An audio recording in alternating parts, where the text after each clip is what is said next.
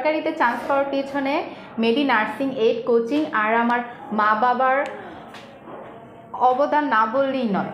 তাদের সাহায্য ছাড়া আমি হয়তো আজ এই সরকারি এই ভালো একটা পজিশনে আমি আসতে পারতাম না।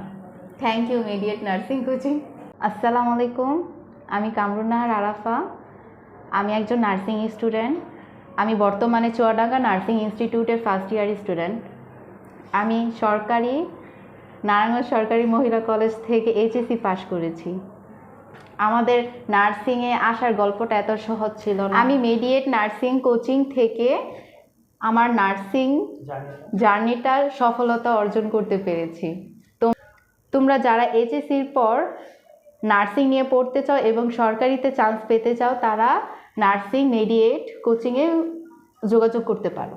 আমার সরকারিতে চান্স পাওয়ার পেছনে মেডি নার্সিং এইড কোচিং আর আমার মা বাবার অবদান না বললেই নয়।